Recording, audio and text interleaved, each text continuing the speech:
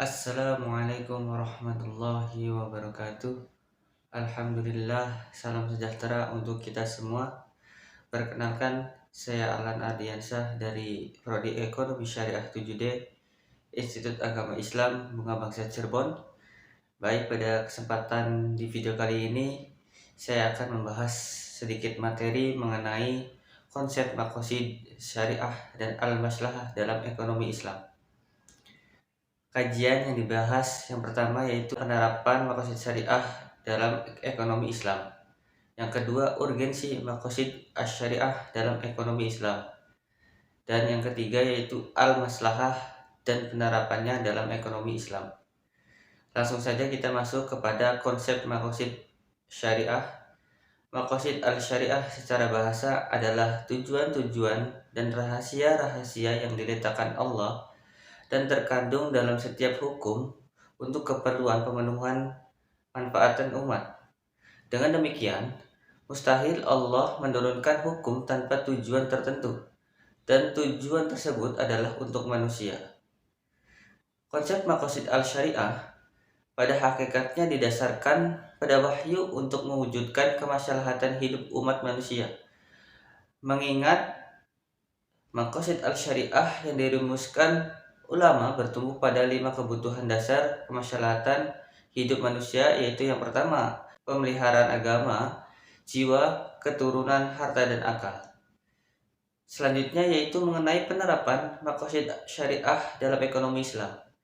Penerapan maqasid syariah dalam kegiatan ekonomi Islam adalah dengan memaknai ulang kemaslahatan manusia sebagai kebutuhan manusia.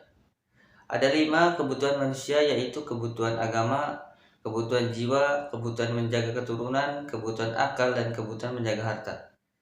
Misalnya kebutuhan dalam konteks ekonomi disebutkan bahwa ada kebutuhan daruriyah dalam melaksanakan ibadah, yaitu perlengkapan ibadah yang minimal. Sedangkan tambahan dengan segala macam aksesoris ibadah merupakan kebutuhan haziyah dan tahsiniyah. Peran produsen Islam adalah membidik peluang-peluang ini untuk dijadikan sebagai lahan bisnis yang baik. Kebutuhan menjaga jiwa diwujudkan dalam bentuk pemenuhan kebutuhan pangan, sandang, dan papan. Kebutuhan paling minimal untuk 3 jenis kebutuhan tersebut merupakan kebutuhan daruriyah.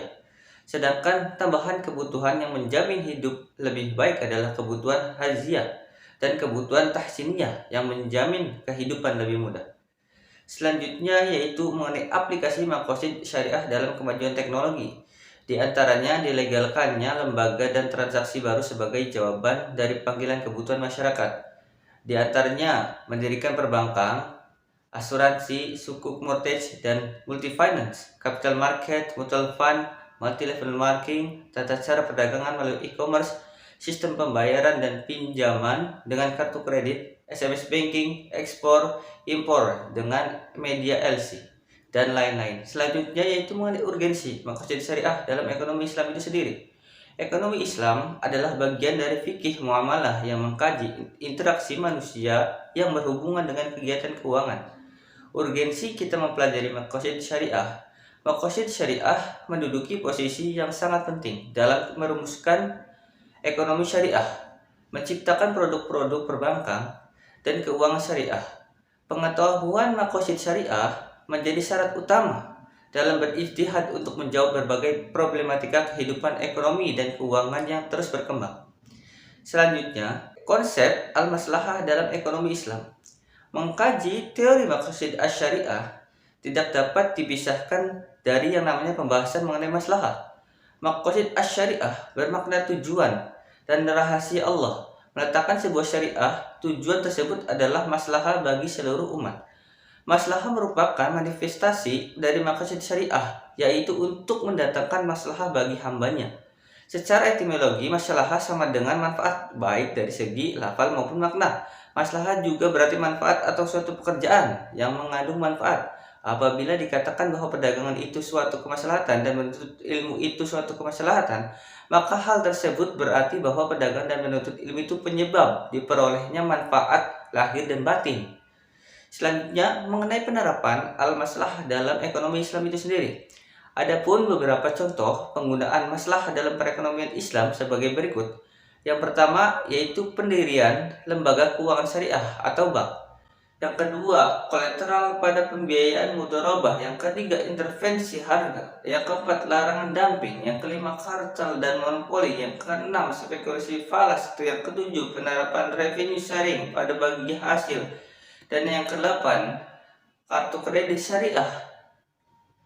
Sekian pemaparan dari saya mengenai konsep maksud syariah dan al-maslahah. Kurang lebihnya mohon maaf. Wassalamualaikum warahmatullahi wabarakatuh.